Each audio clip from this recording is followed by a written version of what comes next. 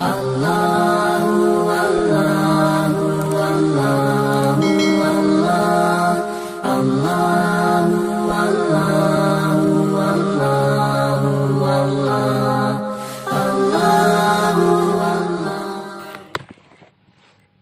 وہ لوگ جو پاک دامنہ عورتوں پر تہمت لگاتے ہیں پھر نہیں لاتے اس پر 4 گواہ، پس تم ان کو 80 کوڑے لگاؤ اور ان کی کبھی بھی گواہی قبول نہ کرو، یہی لوگ فاسق ہیں۔ مگر وہ لوگ جنہوں نے توبہ کر لی اس کے بعد اور اصلاح کر لی، بس بے شک اللہ تعالیٰ بخشنے والے بڑے ہی مہربان ہیں۔ ان آیات میں اللہ رب العزت نے حد قذف کو بیان کیا ہے۔ ماقبل دروس میں آپ نے حد زنا کو سنا، اور یہاں حد قذف۔ قذف کا معنی ہوتا ہے کسی پر تہمت لگانا، تو یہ بھی بڑا حساس معاملہ ہے، کسی کے بارے میں زنا کی تہمت لگانا۔ یہاں اللہ تعالیٰ نے لفظ استعمال کیے یرمون۔ رما یرمی کا معنی ہوتا ہے تیر پھینکنا، چونکہ یہ جو آدمی ہے یہ بھی پاک دامنہ پر ایسے جیسے زبان سے اس نے تیر چلایا، اور جب کسی پر تہمت لگتی ہے اس کا دل بھی چھلنی ہو جاتا ہے۔ اس طرح اللہ تعالیٰ نے پھر یرمون کا لفظ استعمال کیا ہے کہ جو پاک دامنہ عورتوں پر تہمت، یہاں تہمت سے مراد زنا کی تہمت ہے۔ کوئی اور اگر تہمت لگائے گا تو اس کی یہ سزا نہیں، کیونکہ اللہ تعالیٰ نے فرمایا 4 گواہوں کا پیش کرنا۔ 4 گواہ جو ہے صرف اور صرف زنا کے معاملے میں ہے، باقی کسی بھی معاملے میں 4 گواہ نہیں ہے، بلکہ 2 گواہوں کی گواہی معتبر ہوتی ہے۔ مثلا چوری ہے، قتل ہے، کوئی بھی معاملہ ہے، 2 گواہ گواہی دے دیں تو وہ ثابت ہو جاتی ہے۔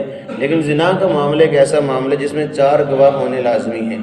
فرمایا کہ وہ لوگ جو پاک دامن عورتوں پر، جہاں صرف عورتوں کا تذکرہ ہے لیکن مراد اس سے مرد بھی ہیں عورتیں بھی ہیں۔ عورت پر تہمت لگائے یا عورت مرد پر تہمت لگائے پاک دامن پر، یا مرد عورتوں پر تہمت لگائے یا مرد مردوں پر تہمت لگائے، کوئی بھی صورت ہو، پاک دامن مرد پر اگر تہمت لگا دی زنا کی تو اس کے ذمے فرض ہے کہ 4 گواہوں کو پیش کرے۔ وہ 4 گواہ کیسے ہونے چاہیے؟ حدیث مبارکہ میں آتا ہے چشم دید گواہ۔ یہی تک نہیں بلکہ حدیث مبارکہ میں آگے بھی الفاظ ہیں کہ ان 4 آدمیوں نے اس مرد اور عورت کو اس حالت میں دیکھا ہو جس طرح سرمچو سرمے دانی میں ہے، اس حالت میں دیکھا ہے تب گواہی ثابت ہوگی۔ اگر اس حالت میں نہیں دیکھا، مثلا 4 گواہ گواہی دیتے ہیں کہ ہم نے دیکھا ہے ان کو بستر پر دونوں اکٹھے لیٹے ہوئے تھے، اگر یہ گواہی دی ہے تب بھی حد نہیں لگے گی، کیونکہ یہ جو حدود اور قصاص کا معاملہ بڑا حساس معاملہ ہے، ہلکا سا شک بھی آ جائے یہ ساقط ہو جاتی ہیں، کیونکہ یہ زنا کی جو سزا ہے بڑی سخت سزا ہے، سنگسار کر دینا، پتھر مار مر۔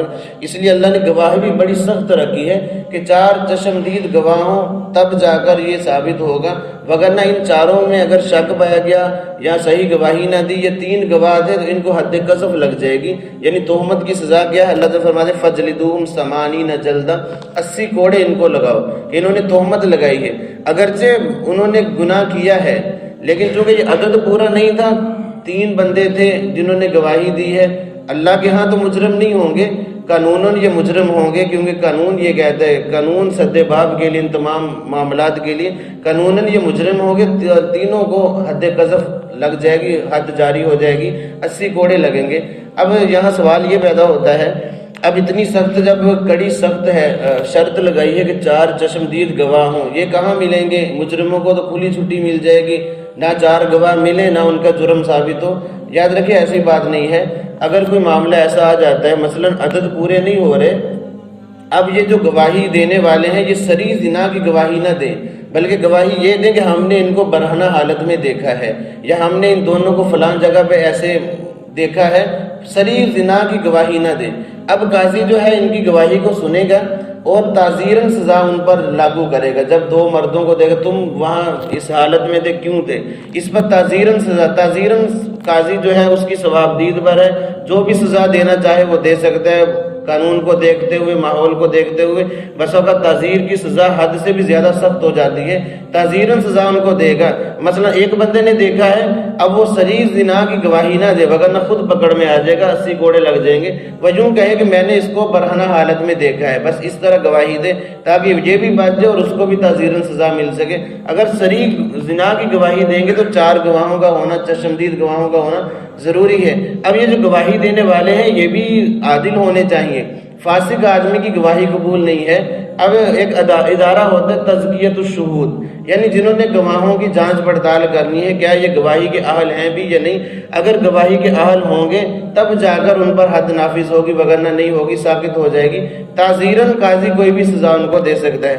تو اللہ رب العزت نے فرمایا کہ جو لوگ پاک دامنہ پر تہمت لگاتے ہیں، 4 گواہ پیش نہیں کر سکتے، فجلدوہم 80 جلدہ، ان کو 80 کوڑے لگائے تھے۔ اگر دوسری سزا کیا بیان کی، ولا تقبلوا لهم شہادۃ ابدا، کسی بھی معاملے میں پھر کبھی بھی ان کی گواہی قبول نہ کی جائے، یعنی جن کو 80 کوڑے لگ جائیں اب ان کی کسی معاملے میں گواہی قبول نہ کی جائے، یعنی کہ اگر وہ گواہی دینا چاہیں تو ان کی گواہی مردود ہو جائے گی، قبول نہیں کی جائے گی، کیونکہ ان پر پہلے حد نافذ ہو چکی ہے، حد لگ چکی ہے ان کو۔ اگر اللہ نے فرمایا کہ وَأُولَٰئِكَ هُمُ الْفَاسِقُونَ، یہی لوگ فاسق ہیں، گناہ گار ہیں، إِلَّا الَّذِينَ تَابُوا مِن بَعْدِ ذَلِكَ، ہاں جنہوں نے توبہ کر لی اس کے بعد اور اپنی اصلاح کر لی، اب اللہ تعالیٰ ان کا گناہ معاف کر دیں گے۔ فَإِنَّ اللَّهَ غَفُورٌ رَحِيمٌ، اللہ تعالیٰ بخشنے والے مہربان ہے۔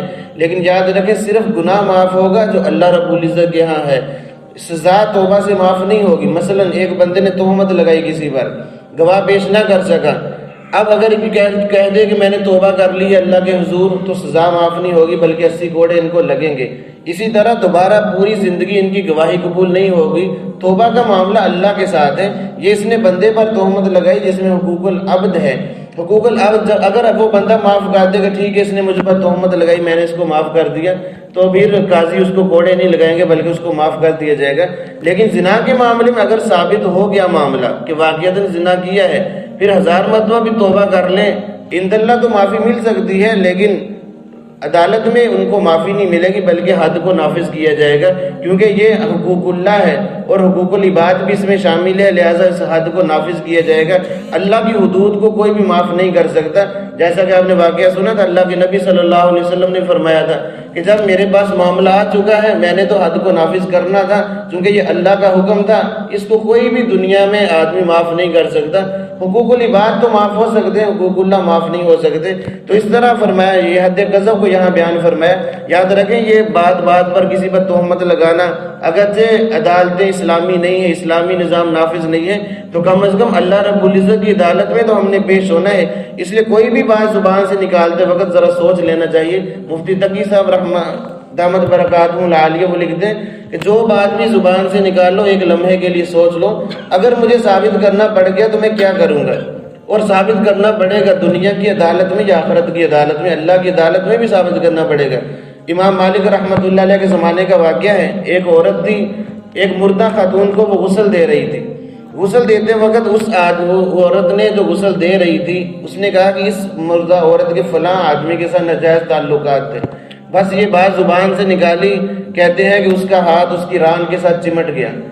اب وہ جدا نہیں ہو رہا، لوگ انتظار میں ہیں، جنازے کا انتظار کر رہے ہیں، اب یہ ہاتھ چمٹ کے کوشش کی گئی، چھڑانے کی چھوٹ نہیں رہا۔ بس وقت اللہ رب العزت ایسے خرق عادت واقعات دکھا دیتے ہیں لوگوں کو سمجھانے کے لیے، لوگوں کی عبرت کے لیے۔ اب معاملہ بڑا سنجیدہ بن گیا، اب وہ آدمی آگے جو میت کے ورثاء ان تک بھی بات پہنچی کہ یہ معاملہ ہے، وہ کہنے لگے اس نہلانے والی عورت کا ہاتھ کاٹ دیا جائے۔ اب اس کے بھی ورثاء آگے کہ ہم اپنی زندہ خاتون کا ہاتھ نہیں کاٹنے دیں گے، مردہ خاتون کے جسم سے گوشت کاٹ دیا جائے، وہ تو مر چکی ہے۔ خیر کوئی فیصلہ نہیں ہو رہا تھا، کوئی گروہ ماننے کے لیے تیار نہیں ہو رہا تھا، دیر ہو رہی تھی۔ یہ معاملہ پھر امام مالک رحمۃ اللہ علیہ، مدینہ کے اس وقت یہ قاضی تھے، ان کی عدالت میں گیا کہ حضرت یہ معاملہ ہے۔ امام مالک رحمۃ اللہ علیہ بہت بڑے امام خود چل کر ہے، پردے کے اندر پوچھا بیٹی تو نے کوئی بات کہی تھی؟ تو اس نے کہا کہ ہاں میں نے غسل دیتے وقت یہ کہا تھا کہ اس کے فلاں کے ساتھ ناجائز تعلقات ہیں۔ تو فرمایا کہ بیٹی اس بات پر تیرے پاس 4 گواہ موجود ہیں؟ اب تو وہ لرز کی کہنے لگی میرے پاس 4 گواہ تو نہیں ہیں، یہ تو میں نے بس بات ایسے کہہ دی۔ تو فرمانے لگے بیٹی تیرے پاس گواہ نہیں ہے تو قرآن کہتا ہے کہ حد قذف جاری کی جائے، تہمت لگانے والوں کو 80 کوڑے لگائے جائیں۔ وہیں اسی حالت میں اس عورت کو 80 کوڑے لگانے شروع ہوئے، حکم ہو گیا کہ کوڑے لگائے جائیں۔ جب پورے 80 کوڑے لگے تب جا کر اس عورت کا ہاتھ چھوٹا، اللہ تعالیٰ نے یہاں بتایا کہ جو اللہ نے قرآن میں سزا بیان کر دی یہ بالکل حقیقت ہے. اور یاد رکھیں زبان سے ہم بہت زیادہ الفاظ ایسے استعمال کر جاتے ہیں، غلط استعمال، تہمت لگا دیتے ہیں بے خبری میں. ہم نہیں سوچتے کہ ہمارے پاس ثبوت کیا ہے، گواہ کیا ہے، بس جو بات زبان میں ہی کہہ دی. یاد رکھیں یہ بہت بڑا گناہ ہے، کبیرہ اکبر الکبائر میں شمار کیا گیا ہے کہ یہ کبیرہ گناہوں میں سے ہے. اب جو گواہی دینے والے ہیں وہ بھی عادل ہونے چاہیے، چشمدید گواہ ہونے چاہیے. اگر ذرا سا شک بھی آ جائے تو پھر بھی یہ حدود ثابت ہو جائیں گی. حضرت داؤد علیہ السلام کے زمانے کا واقعہ آتا ہے، ان کے عدالت میں ایک مقدمہ آیا. 4 بڑے معزز آدمی تھے، انہوں نے گواہی دی، کہنے لگے فلاں عورت نے کتے کے ساتھ یہ غلط کام کیا ہے، یہ عدالت میں کیس ہے. وہاں اس وقت دور میں تو بڑا عجیب یہ معاملہ تھا. آج تو یورپ میں اللہ معاف فرمائے کیا کچھ ہوتا ہے آپ حضرات کے سامنے ہے. اب یہ مقدمہ آیا تو حضرت داؤد علیہ السلام نے دیکھا بڑے معزز آدمی گواہی دینے والے، فرمایا اس عورت کو سنگسار کر دیے جائے. اب سنگساری کا حکم جاری کر دیا. حضرت سلیمان علیہ السلام وہی نوجوان بچے تھے، وہ معاملہ دیکھ رہے تھے. اللہ تعالیٰ نے سلیمان علیہ السلام کو بڑی فقاہت عطا فرمائی تھی. خود قرآن میں اللہ تعالیٰ فرماتے ہیں فَفَهَّمْنَاهَا سلیمان علیہ السلام کو بڑا ملکہ عطا فرمایا تھا. یہ بیٹے تھے داؤد علیہ السلام کے، وہ بھی نبی یہ بھی نبی.